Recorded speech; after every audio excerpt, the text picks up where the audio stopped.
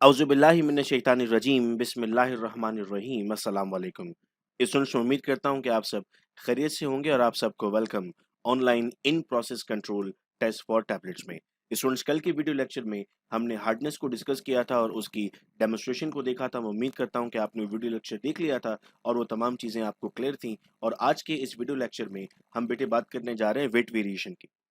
हम कर रहे होंगे इस पूरे सेशन में, वो हम साइंस की बुनियाद पर कर रहे होंगे। ये किसी शख्स की इंडिविजुअल थॉट से ज़रूर वर्डिक्ट कर सकता है, हो सकता है उसकी सोच से अलग होगा, लेकिन हम जो भी बात कर रहे होंगे, वो हम साइंस पर बात कर रहे होंगे। और अगर आपको कोई भी चीज़ बेटे इसमें समझ में नहीं आती या किसी चीज़ पर आप रेफ़रेंस जानना चाहते हैं, तो भरपूर आप राब्ता कर सकते हैं हमसे। हम साइंस की बुनियाद पर आपके सवाल का जवाब दे रहे होंगे। हमने इंटरनेशनल डॉक्यूमेंट्स को यहाँ पर अपने सामने इस पूरे कोर्स में रखा और उससे ही मटेरियल बनाकर हम आपके सामने प्रेज़ेंट कर रहे हैं। तमाम इंटरनेशनल डॉक्यूमेंट्स ऑफ़िशियल वेबसाइट्स पर अवेलेबल हैं, जिन्हें आप भी एक्सेस कर सकते हैं।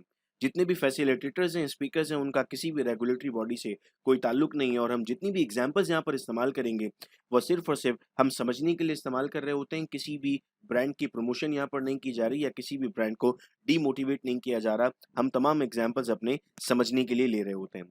स्टूडेंट स्क्रीन पर इस वक़्त आप देख सकते हैं, एक चार्ट ड्रॉ हुआ है। लेट्स सपोज़ हम कहते हैं कि हमारे पास एक एक्टिव फार्मास्यूटिकल इंग्रीडिएंट है, जो है 250 मिलीग्राम्स।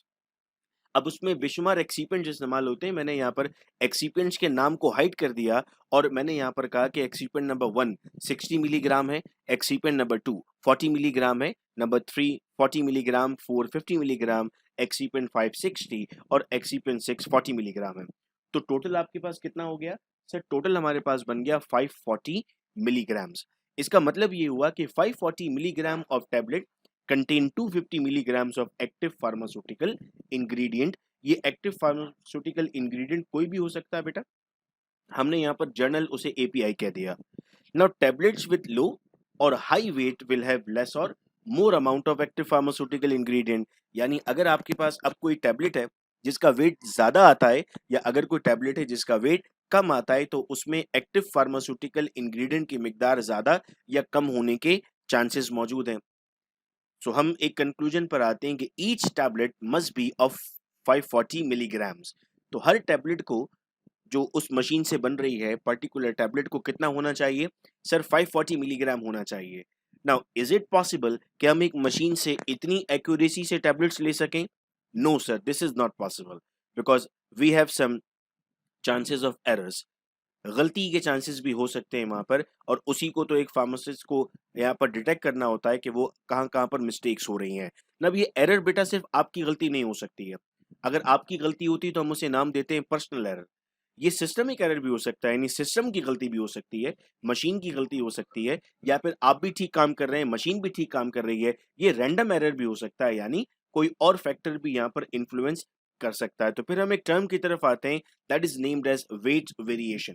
सर वेट वेरी करेगा तो इसका मतलब है वेट वेरिएशन की अलग साइंस आपको पढ़नी पड़ेगी कि टैबलेट्स जो पेशेंट्स तक पहुंच रही हैं उसमें किस किस लिमिट्स की वेरिएशन पॉसिबल है। अगर उससे ज्यादा वेरिएशंस आएंगी तो आपके पास क्या क्या नुकसान हो सकते हैं। Now what is weight variation? हम कहते हैं sir weight variation was carried out to ensure that each of tablet contain the proper amount of drug. Because tablet हम इस्तेमाल ही उसी लिए कर रहे थे कि हमारे पास प्रॉपर अमाउंट ड्रग की मौजूद हो। The test was carried out by weighing 20 tablets individually using an analytical balance। एक एनालिटिकल बैलेंस में आपको वन बाय वन टैबलेट्स को वेट करना होता है और उनका वेट अपने पास नोट करना होता है। हम एक एग्जांपल में भी देखेंगे कि टैबलेट के वेट को नोट करने के बाद आप उससे क्या-क्या चीजें हासिल कर सकते हैं, क्या-क्या किस तरीके से आप उसका एवरी वेट ले रहे होंगे। जब हम बात करते हैं बेटा एनालिटिकल बैलेंस की, so this is one of the type of analytical balance. जो हो सकता है कि आपने अपनी इंडस्ट्रीज में, इंटर्नशिप्स में देखा होगा, आपकी यूनिवर्सिटीज़ में, आपकी लैब्स में ये बैलेंस मौजूद होगा। इसमें बेटा ये जो एरिया है हमारे पास, ये इसका विंग पैन है और इस विंग पैन के नीचे लोड सेल्स लगे हुए होते हैं। वो लोड सेल्स वेट को डिटेक्ट करके यहाँ लेकर आते हैं। इसमें हमारे पास एक बटन होता है टेयर। जैसे ही आप वो टेयर का बटन प्रेस करते हैं ये 0 हो जाता है। अगर आपने कोई बीकर रखा है और आपने टेयर कर दिया तो उसने बीकर के वेट को 0 कंसीडर कर लिया है। अब आप कोई अगर टैबलेट उस पर रखते हैं तो सिर्फ किसका वेट आएगा? टैबलेट का वेट आएगा। यूजुअली हम चाइना डिश का इस्तेमाल कर रहे होते हैं या फिर हम अक्सर यहाँ पर बटर पेपर का इस्तेमाल कर रहे होते हैं। डायरेक्ट पेन पर हम कोई भी मटेरियल नहीं रखते। ये आपकी मेल प्रैक्टिस होगी, जीएमपी यानी गुड मैन्युफैक्चरिंग प्रैक्टिस के खिलाफ होगा कि अगर पेन पर आप डायरेक्टली कोई चीज एंटर करते हैं। बच्चों जब हम वेइंग बैलेंस की बात करते हैं, वैसे तो हर इंस्ट्रूमेंट के लिए, लेकिन इस वक्त हम वेइंग बैलेंस की बात कर रहे हैं, तो वेइंग बैलेंस की कैलिब्रेशन लाजिम है। फार्मास्यूटिकल इंडस्ट्रीज में ये लाजिम है कि डेली मॉर्निंग इन प्रोसेस कंट्रोल करने से पहले आपको कैलिब्रेशन करनी होती है। अब देखें, ये डिपेंड करता है आप पर कि आप कितने सिंसियर हैं ड्रग की क्वालिटी के साथ। कुछ लोग कहते हैं कि रोज करने से क्या होगा, डॉक्यूमेंट में हम उसे लिख देते हैं, लेकिन चूंकि आप रिस्पॉन्सिबल हैं क्वालिटी के लिए और हम एक वर्ड पढ़ते हैं, there is always a person at the end of your supply chain. आपके पास एक शख्स ऐसा मौजूद है जो इस टैबलेट को खाएगा, जो ऑलरेडी इम्यूनोसप्रेसेंट है, जो बीमार है, तो उस तक क्वालिटी मेडिसिन पहुंचाना आपकी जिम्मेदारी है। तो हम कहते हैं सर हम कैलिब्रेशन करेंगे। अगर कुछ बच्चों के लिए नया है ये लफ्ज, तो हम पढ़ लेते हैं, what is calibration. Sir calibration is a comparison between a known measurement, जिन्हें हम नाम देते हैं स्टैंडर्ड, और मेजरमेंट आपके इंस्ट्रूमेंट का। ये बेटे हमारे पास स्टैंडर्ड वेट्स हैं, हो सकता है आपने स्टैंडर्ड वेट्स देखे हों इस तरह के। ये आपके पास 20, 10, 5, 2, 1 डिफरेंट वेट्स हैं।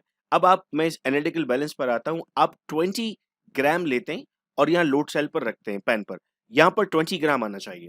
अगर यहाँ आपने रखा 20 ग्राम और यहाँ पर 21 आता है या 19 आता है, इसका मतलब आपका बैलेंस आउट ऑफ ऑर्डर है।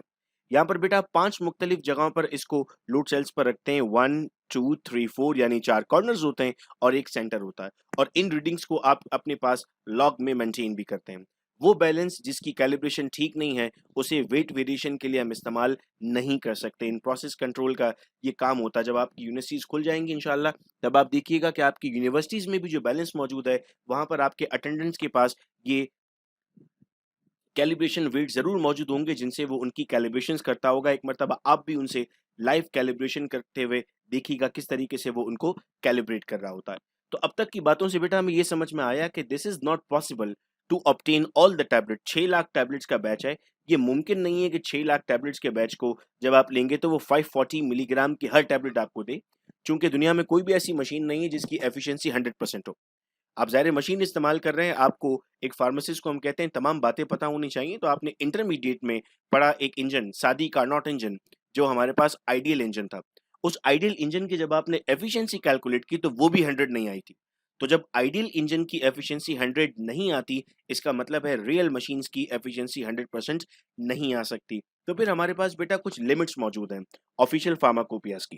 फार्माकोपियाज में हमारे पास शामिल है बेशुमार फार्माकोपियाज, जिनमें हम डिस्कस करने जा रहे हैं ब्रिटिश फार्माकोपिया और यूनाइटेड स्टेट फार्माकोपिया को, यानी BP and USP. British pharmacopoeia हमारे पास, यूएसपी यूनाइटेड फार्माकोपिया हमारे पास कुछ रेंजेस प्रोवाइड करता है। आपने अक्सर देखा है दवाओं के डब्बों पे लिखा होता है बीपी स्पेक्स या लिखा होता है यूएसपी स्पेक। इसका मतलब होता है कि कौन कौन सी उन्होंने फार्माकोपिया को इस्तेमाल किया था अपनी प्रोडक्ट को बनाने के लिए। तो अगर आपकी टैबलेट का वेट 80 मिलीग्राम या उससे कम है, तो अकॉर्डिंग टू बीपी आपके पास लिमिट है +-10%। और अगर आपकी टैबलेट का वेट 130 मिलीग्राम या उससे कम है, तो अकॉर्डिंग टू यूएसपी आपकी लिमिट है +-10%। अगर आपकी टैबलेट 80 मिलीग्राम से ज्यादा और 250 मिलीग्राम से कम वेट रखती है, तो आपके पास +-7.5 की लिमिट है। और यूएसपी के लिए आपके पास 130 मिलीग्राम से 324 मिलीग्राम तक अगर टैबलेट है, तो आपके पास +-7.5% की रेंज है। लेकिन जब आप 250 और मोर की बात करते हैं या फिर मोर देन 324 मिलीग्राम की बात करते हैं, तो अब आपकी लिमिट है +-5%। अब कल आप इंडस्ट्री जाएंगे जब, तो इंडस्ट्री में अपनी जो टैबलेट्स हैं उनकी लिमिट्स को चेक कीजिएगा। आपकी कंपनी ने, हो सकता है आपके क्वालिटी एश्योरेंस डिपार्टमेंट ने आपको लिमिट्स कम करके दी हो, यानी 80 मिलीग्राम की अगर आपकी टैबलेट है या उससे कम है, हो सकता है आपको +-5% करके दी हो, ताकि आप और ज्यादा लिमिट में रहते हुए प्रोडक्ट क्वालिटी का बाहर भेज रहे हो। लेकिन ये मुमकिन नहीं है कि इस लिमिट से ज्यादा कर दे, यानी इंडस्ट्रीज के पास ये राइट मौजूद है कि वो इससे कम जरूर कर सकता है, लेकिन इससे एक्सीड नहीं कर सकता। अब हम एग्जांपल लेते हैं, लेट्स सपोज टैबलेट का वेट है 70 मिलीग्राम, तो according to BP and USP limit कितनी लग रही है, +-10%। ये चार्ट आपको हमेशा याद रहना चाहिए। 70 मिलीग्राम ब्रिटिश फार्माकोपिया और यूएसपी दोनों में +-10% की रेंज में आ रहा है। जब आपने 70 का 10% लिया तो वो आता है 7। प्लस माइनस से मुराद है मैक्सिमम वेट हो गया आपका 77 मिलीग्राम और मिनिमम वेट हो गया आपका 63 मिलीग्राम। बिल्कुल वैसे ही यूएसपी में भी आपने कैलकुलेट किया। अब टैबलेट का वेट है 100 मिलीग्राम। दोबारा से मैं इस स्क्रीन पर आता हूँ। 100 मिलीग्राम बीपी दे रहा है 7.5 और यूएसपी दे रहा है हमारे पास 10, तो हमने लिख दिया +-7.5% for BP and +-10% for USP. तो 100 का हमारे पास 7.5% आता है 7.5, तो आपने 100 में प्लस किया 7.5 बन गया 107.5 और माइनस किया तो बना 92.5। तो ये आपके पास मैक्सिमम और मिनिमम की रेंज आना स्टार्ट हो गई है। जब आप यूएसपी पे आते हैं 10%, तो ये आपके पास आता है 10। तो आपने 10 प्लस किया मैक्सिमम के लिए 110 हो गया, और आपने 10 माइनस किया मिनिमम के लिए तो ये 90 हो गया। तो आपकी जो रेंज डिसाइड हुई है टैबलेट्स की वो 100 नहीं है, चूंकि यहाँ पर एरर के चांसेस है, मशीन की एफिशिएंसी 100% नहीं है। तो आपने उसमें एक चेक लगा दिया कि 110 से ज्यादा नहीं होनी चाहिए, 90 से कम नहीं होनी चाहिए। अब हम आते हैं एक और टैबलेट हमारे पास है 200 मिलीग्राम्स। अब लिमिट क्या है बेटा हमारे पास, plus minus 7.5%, maximum weight 215 milligram, minimum weight 185 milligrams. तो आपके पास यहाँ पर भी, अच्छा ये एक बात मैं यहाँ क्लियर करता चलूं बेटा, जो वेट दिया हुआ है ये पूरी टैबलेट का दिया हुआ है, एक्टिव का नहीं है, ठीक है। इस बात का ख्याल रखिएगा आप लोग, जब आप लोग वेट वेरिएशन कर रहे होते हैं तो इस चीज को आप लोग जरूर मद्देनजर रखिएगा। 300 मिलीग्राम की अगर आपके ऊपर टैबलेट है तो प्लस माइनस 5% है। अब आप यूं कर सकते हैं अपनी प्रैक्टिस के लिए कि जो लोग इंडस्ट्रीज में काम करते हैं वो कल इंडस्ट्रीज जाएं, अपनी टैबलेट्स के वेट लें और मैक्सिमम और मिनिमम कैलकुलेट कर लें। जो बच्चे इंडस्ट्रीज नहीं जाते हैं वो अगर अपने घर में मौजूद है तो वो मुख्तलिफ टैबलेट्स के वेट इंटरनेट पर अवेलेबल होते हैं कि कितनी ग्राम्स की या मिलीग्राम्स की टैबलेट है, उससे कोई भी 10 टैबलेट्स को ले लें नाम के साथ, उनके मैक्सिमम और मिनिमम वेट करके आप लोग जो है अपने पास ये संभाल कर रख लें, ताकि आप लोगों के पास आपकी जो आपने नोट्स बना रहे हैं अपने पास उसमें इसका इजाफा हो जाए। और जब हम कोर्स के एंड में आपको नोट्स भेज रहे होंगे तो साथ ही मैं कुछ आपको प्रैक्टिस शीट्स भी भेजूंगा, उन प्रैक्टिस शीट्स में भी मैं इनके सवालात को ऐड कर दूंगा। आइए बेटा अब हम एक लाइव एग्जांपल डिस्कस करते हैं। लेट्स सपोज मैं एक टैबलेट है मेरे पास जिसका वेट 594 मिलीग्राम्स है, जो एक्चुअल वेट है, और मैं उसका इन प्रोसेस कंट्रोल करता हूं। जब मैं उसका इन प्रोसेस कंट्रोल करता हूं तो मेरे पास 20 मुख्तलिफ रीडिंग्स आ जाती हैं। मुझे उस 20 मुख्तलिफ रीडिंग्स को एक एक्सेल पर लेकर आना होगा, बिकॉज जब मैं उसे एक्सेल पर लिखता हूं तो मैं एक्सेल पर लाने के बाद उससे कैलकुलेशंस बहुत आसानी से कर सकता हूं। तो आइए अब हम एक एक्सेल की शीट अपने सामने ओपन करते हैं। तो स्टूडेंट्स आप इस वक्त देख सक रहे हैं कि मैंने एक्सेल की शीट पर अपने पास यहाँ पर वेट्स को नोट कर लिया है। 590, 595, 600, 610, 592, 599 से लेकर मैंने 20 टैबलेट्स का वेट यहाँ पर 565 मिलीग्राम्स तक नोट कर लिया। अब मुझे नहीं मालूम है यहाँ पर कि मेरे पास जो टैबलेट्स गिवन यहाँ पर मौजूद हैं उसके साथ क्या कैलकुलेशंस करनी है मुझे, लेकिन मुझे इतना मालूम है कि मेरे पास जो स्टैंडर्ड वेट है वो स्टैंडर्ड वेट कितना है। सर स्टैंडर्ड वेट मेरी टैबलेट का है 594। तो मैंने यहाँ पर एक्सेल के कॉलम में आगे 594 भी नोट कर लिया। 594 जब मैंने यहाँ पर लिखा और मैं सब पर लिखना चाहता हूँ तो एक्सेल पर हम इसलिए आए थे बेटे कि एक्सेल हमें बहुत ज़्यादा ईज प्रोवाइड करता है। आप यहाँ पर क्लिक करेंगे, क्लिक करने के बाद आप जब यहाँ पर लाएंगे कॉर्नर पर कर्सर तो आपको प्लस साइन नजर आ रहा होगा। जैसे ही प्लस साइन को आप इस तरह डाउन कर देंगे तो आपके पास यहाँ पर सब पर 594 आपको लिखा हुआ नजर आ गया। तो यहाँ पर आपने लिख दिया 594। अब अगर फॉर एग्जांपल मैं बीपी या यूएसपी की बात करता हूं तो हमारे पास कितनी रेंज आती है सर, अगर 250 से ज्यादा या 324 से ज्यादा मिलीग्राम्स की टैबलेट थी तो हमारे पास रेंज आती है प्लस माइनस 5% की। तो जो हमें मैक्सिमम और मिनिमम रेंज दी जा रही है वो कितनी दी जा रही है, मैक्सिमम रेंज अभी हम कैलकुलेट कर लेते हैं और मिनिमम रेंज भी हम कैलकुलेट कर लेते हैं अभी कि इस टैबलेट की कितनी दी जाएगी। हमारे पास लिमिट कितनी थी सर, हम यहाँ पर लिमिट भी लिखते जा रहे हैं। मैं आपके सामने यहाँ पर डायरेक्ट क्वेश्चंस इसलिए सॉल्व कर रहा हूँ ताकि आप भी अपने एक्सेल पर इसको यूज कर सकें। सर लिमिट थी हमारे पास प्लस माइनस 5% की। इस पर क्लिक करने के बाद जब आप प्लस पर आते हैं तो देखिएगा कि अब पूरे यहाँ डॉक्यूमेंट में बड़ी आसानी के साथ मेरे पास 5% लिखा हुआ आ जाएगा। अब अगर मैं इसे कैलकुलेट करने जाता हूं तो कैलकुलेशन भी बेटा मैं एक्सेल पे बहुत आराम से कर सकता हूं। मेरे पास 5% कैलकुलेट करना है तो मैंने यहाँ पर इज इक्वल टू प्रेस किया, 594 लिखा। 594 का मुझे क्या निकालना था, 5% निकालना था। तो ये मल्टीप्लाई होगा 5 से और डिवाइड होगा 100 से। तो मेरे पास आंसर आ गया 29.7। ये मेरे पास क्या था सर, ये मेरे पास लिमिट आ गई मिलीग्राम्स में 29.7। मैक्सिमम का मतलब क्या था, इस वेट में 29.7 को प्लस करना और मिनिमम का मतलब था उसमें से माइनस करना। ये काम भी बेटा एक्सेल आपको खुद करके देगा। आप इज इक्वल टू का बटन प्रेस करेंगे और आपने यहाँ पर स्टैंडर्ड पर एक क्लिक कर दिया 594 और यहाँ पर आपने प्लस का साइन लिखा और आपने अब इस 29.7 पर क्लिक कर दिया और एंटर कर दिया। तो एक्सेल ने ऑटोमेटिकली आपको ये फॉर्मूला लगा कर दिया कि इन दोनों को प्लस कर दिया। अब बेटे यहाँ आपने कैलकुलेट कर लिया तो ये आ गया 623.7। अब आप यहाँ पर चूंकि लिमिट सब पर ही लगने वाली है, तो आपने अगेन यहाँ प्लस के साइन का इस्तेमाल करते हुए इसे यहाँ तक डाउन कर दिया, तो पूरी वैल्यू आपके पास यहाँ पर आ गई 29.7। अब आप यहाँ पर भी ऐसे ही करेंगे बेटे, आपको अब यहाँ पर बार बार फॉर्मूला लगाने की जरूरत नहीं है। आप इसे ड्रैग करेंगे तो ऑटोमेटिकली साथ साथ फॉर्मूला भी कॉपी हो जाता है और आपके पास यहाँ पर मैक्सिमम आ गया। मिनिमम का मतलब क्या था सर, हम इसमें से माइनस करेंगे, तो आप इज इक्वल टू प्रेस करेंगे, स्टैंडर्ड क्लिक करेंगे, माइनस का साइन प्रेस करेंगे और 29.7 लेंगे और क्लिक कर देंगे, तो इसने माइनस करके भी आपको रेंज बता दी कितनी है। और आपने अब अगेन इसको दोबारा लिखने की जरूरत नहीं है, आप बड़ी आसानी के साथ इसे यहाँ तक ला सकते हैं। और आप देख रहे हैं कि ये आपके पास मिनिमम रेंज भी कैलकुलेट हो चुकी है। ये सब कुछ आपको एक्सेल बेटे खुद करके दे रहा है, इसीलिए मैं एक्सेल की शीट पर आपको इसे एक्सप्लेन कर रहा हूँ। अब यहाँ तक मैं उम्मीद करता हूँ मैं तमाम बातें समझ में आई थी। अब हमें सर इसका एवरेज कैलकुलेट करना होता है। एवरेज का मतलब होता है सबको प्लस करके 20 से डिवाइड करें। अगर बहुत ज़्यादा वक्त आपके पास मौजूद है और आप उसको ज़ाया करना चाहते हैं तो कैलकुलेटर का इस्तेमाल करें, लेकिन अगर आप स्मार्टली काम करना चाहते हैं तो आप यहाँ से देखिए ऑटो सम्स पे जाएंगे फार्मूलाज में, तो आपको एवरेज मिलेगा। जैसे ही आपने एवरेज पे क्लिक किया, उसने एक रेंज आपके सामने सेलेक्ट कर दी और आपने एंटर किया, तो 599.1 क्या आ गया आपके पास सर, 599.1 आ गया आपके पास इसका एवरेज। तो आपने देखा स्टूडेंट्स, इस वक्त हमने एक्सेल पर ये तमाम चीजें मालूम कर ली। फार्मेसी के स्टूडेंट्स को एक्सेल पर गिरफ्त होना बहुत ज्यादा जरूरी है। हमने इससे पहले एमएस ऑफिस का कंप्लीट कोर्स कराया, हो सकता है बहुत सारे लोग आप में उसमें एनरोल भी थे और आप उसमें साथ भी थे। हम कुछ दिनों बाद दोबारा से एमएस ऑफिस का कोर्स लॉन्च कर रहे हैं, तो मेरी आपसे रिक्वेस्ट है कि वो कोर्स आप जरूर कीजिए, ताकि एक्सेल, पावर पॉइंट, वर्ड की बेसिक चीजें आपको आ जाएं और आपको कोई प्रॉब्लम फेस ना करनी पड़े। मैं उसका रजिस्ट्रेशन लिंक बेटा आपको इसकी डिस्क्रिप्शन में ऐड कर देता हूँ, आप उसकी रजिस्ट्रेशन करवाएं। वंस अगेन कोई चार्जेस नहीं है रजिस्ट्रेशन के, फ्री रजिस्ट्रेशन है।